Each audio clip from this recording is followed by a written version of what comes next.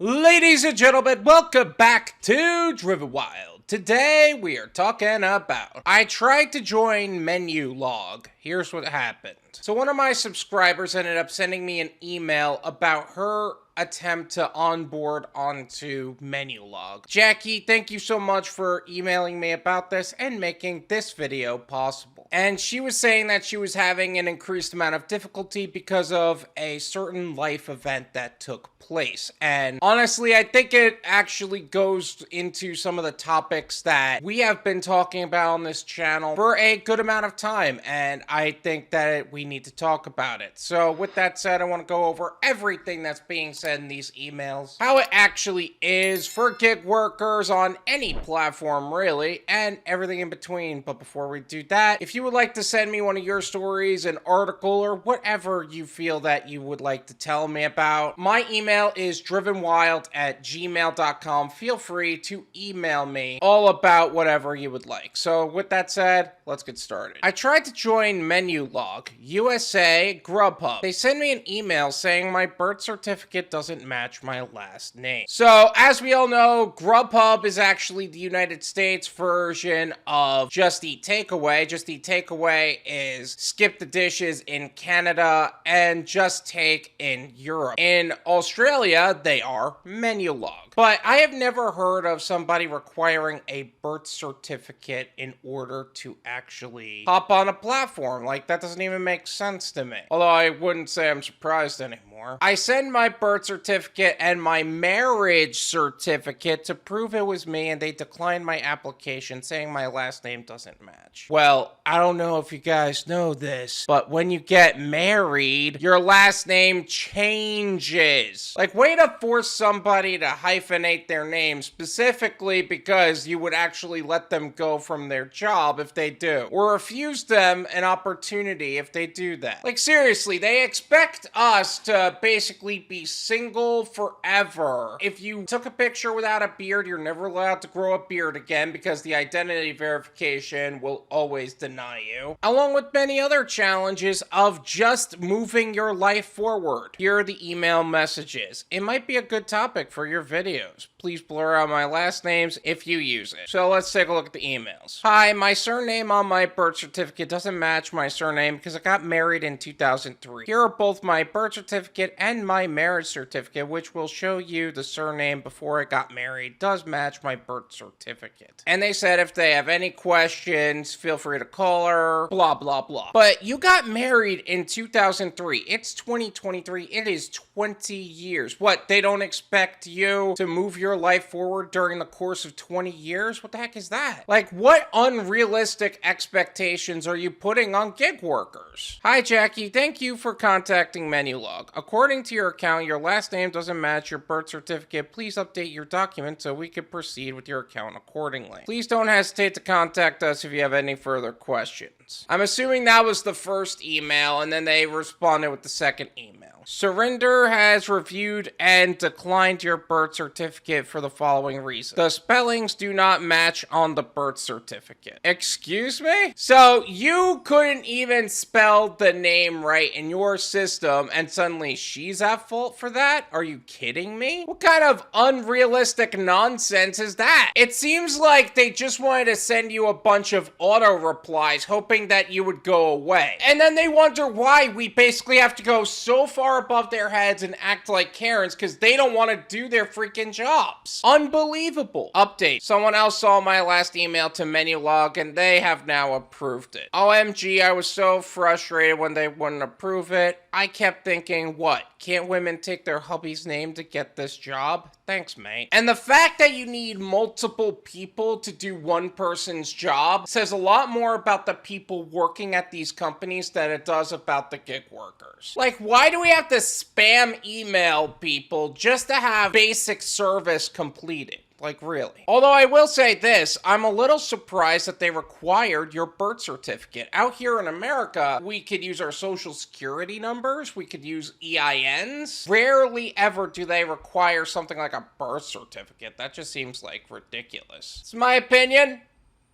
It's worth what you pay for it. None of you pay me.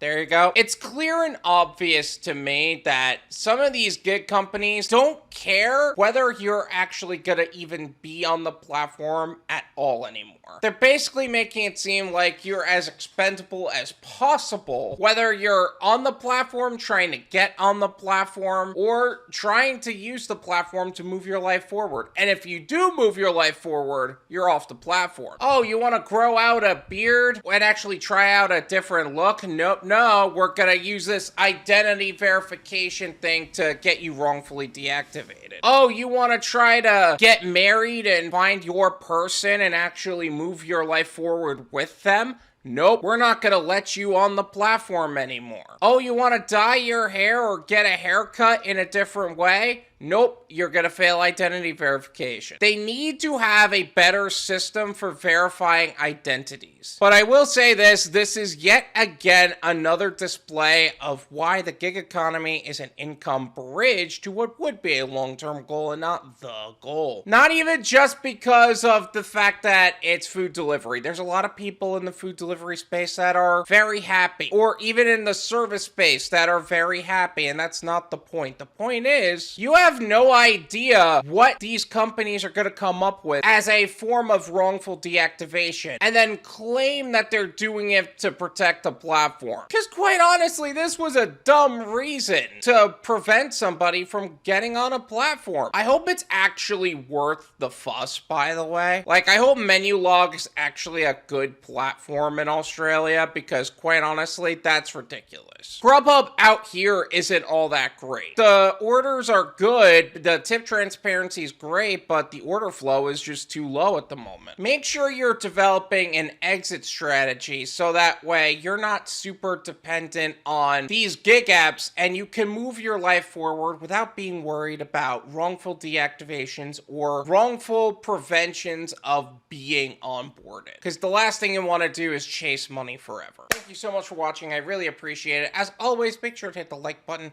subscribe if you're new, and I'll see you guys next time.